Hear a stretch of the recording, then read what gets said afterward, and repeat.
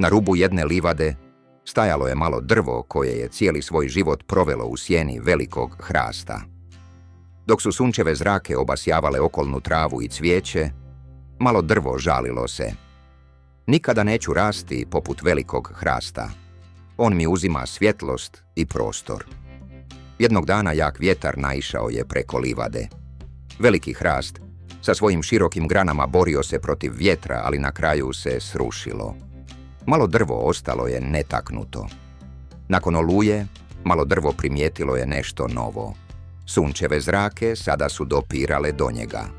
Tlo oko njega bilo je otvoreno, a kiša ga je zaljevala bez prepreka. Polako malo drvo počelo je rasti, puštajući sve dublje korijene i sve više grana.